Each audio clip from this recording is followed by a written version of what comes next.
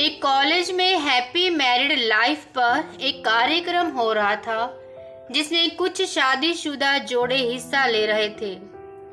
जिस समय प्रोफेसर मंच पर आए उन्होंने नोट किया कि सभी पति पत्नी शादी पर जोक करके हंस रहे थे।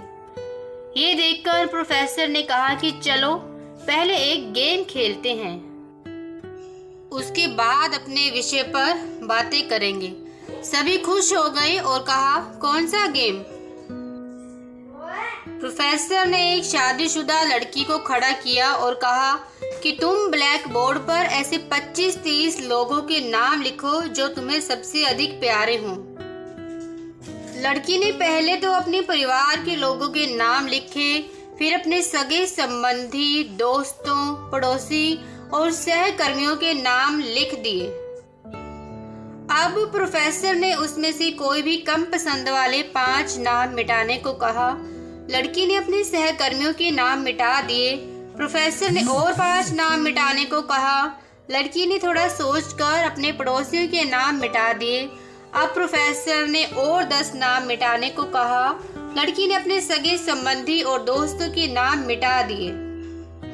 अब बोर्ड पर सिर्फ 4 नाम बचे थे, जो उसके मम्मी, पापा, पति और बच्चे का नाम था। अब प्रोफेसर ने कहा, इसमें से और 2 नाम मिटा दो। लड़की असमंजस में पड़ गई। बहुत सोचने के बाद दुखी होते हुए उसने अपने मम्मी और पापा का नाम मिटा दिया। सभी लोग स्तब्ध और शांत थे, क्योंकि वो जानते थे कि गेम सिर्फ वो लड़की ही नहीं खेल रही थी, उनके दिमाग में भी यही सब चल रहा था।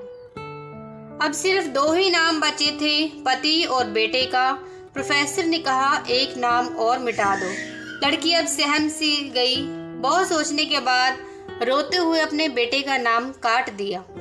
प्रोफेसर ने उस लड़की से कहा, तुम अपनी जगह पर जाकर बैठ जाओ, और सभी की तरफ गौर से देखा और पूछा, क्या कोई बता सकता है कि ऐसा क्या हुआ और ऐसे क्यों हुआ कि सिर्फ पति का ही नाम बोर्ड पर रह गया?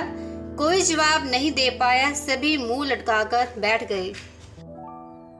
प्रोफेसर ने फिर उस लड़की को खड़ा किया और कहा, ऐसा क्यों? जिसने तुम्हें जन्म दिया और पाल पोस कर इतना बड़ा किया, उनका नाम तुमने मिटा दिया, और तो और अपनी कोख से जिस बच्चे को जन्म दिया उसका भी नाम तुमने मिटा दिया।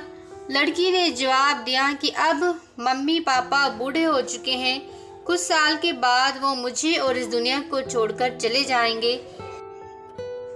मेरा बेटा जब बड़ा हो जाएगा तो ज़रूरी नहीं कि वो शादी के बाद मेरे साथ ही रहे, लेकिन मेरे पति जब तक मेरी जान में जान है तब तक मेरा साथ निभाएंगे। इसीलिए मेरे लिए सबसे अजीज मेरे पति ही हैं। प्रोफेसर और बाकी स्टूडेंट ने तालियों की गूंज से लड़की को सलामी दी। प्रोफेसर ने कहा, तुमने बिल्कुल सही कहा कि तुम और सभी के बिना रह सकती हो, पर अपने आधे अंग अर्थात अपने पति के बिना नहीं रह सकती।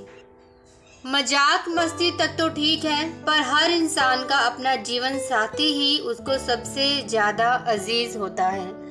अगर आपको मेरी ये छोटी सी कहानी पसंद आई हो तो प्लीज़ मेरे चैनल को सब्सक्राइब करें, लाइक करें और कमेंट में ज़रूर बताएं कि कैसी लगी कहानी। Thank you so much for watching.